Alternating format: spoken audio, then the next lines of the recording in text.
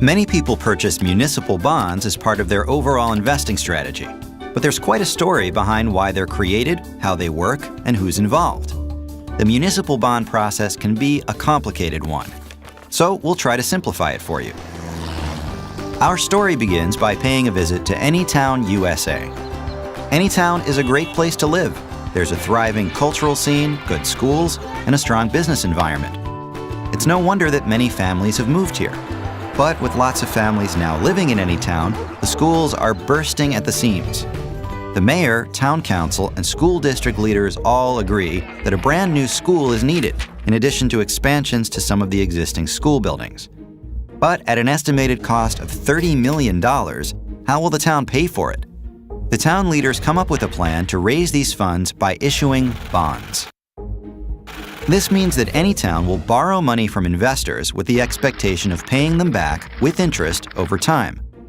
The people who will actually use the school building in the future will also be the folks paying for it.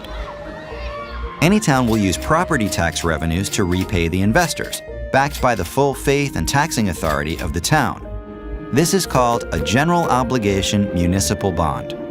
But things can't move forward just yet. Voter approval of the proposal is required. So a bond proposal is developed and put on the ballot as part of an election. The votes are tallied, and the proposal is passed. At this point in our story, some new characters enter the scene: the underwriter, the bond counsel, and in most cases, the financial advisor.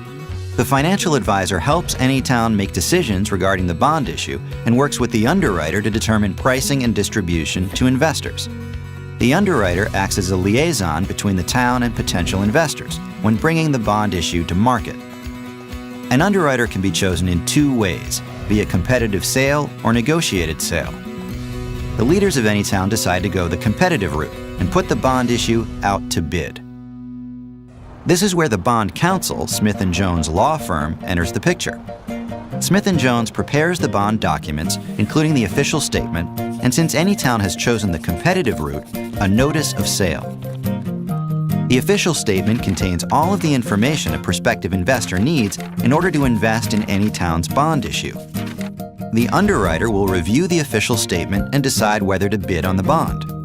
The bond counsel also writes the legal opinion, which provides justification in law for the tax-exempt status of the issue and ensures that the bonds are valid and binding obligations for Anytown. The firm does not comment on the investment merit of the bond issue. Now that the legal opinion is in place, the notice of sale can be completed and posted.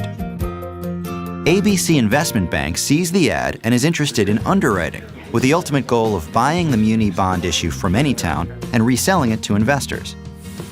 Before submitting a bid, however, they would like to invite other investment banks to participate with them. So they decide to form a syndicate and act as the syndicate manager. Forming a syndicate will allow the bank to share the marketing and distribution duties, as well as some of the financial risk of underwriting the bond issue. Two banks, JKL and XYZ, agree to join ABC Syndicate, and they submit a bid. Back at Anytown Town Hall, the bid is reviewed, along with several others up for consideration. After much deliberation, the bond issue is awarded to the syndicate formed by ABC Investment Bank, because they turned in the lowest borrowing cost. The syndicate goes to work as the underwriter, reaching out to individual and institutional investors to determine their interest in purchasing the bonds. Now, let's turn our attention to another key player in our story, the investor. Mary Jones is an Anytown resident who has decided to purchase some municipal bonds for her portfolio. She's heard about the new bond offering and is curious. As a potential investor, Mary knows how important it is to be informed about her investment options. She obtains a copy of the bond's preliminary official statement from her brokerage firm and examines the terms of the bond and the financial situation of Anytown. After a thorough review, Mary decides to purchase $10,000 worth of the bonds. She submits an indication of interest to her brokerage firm.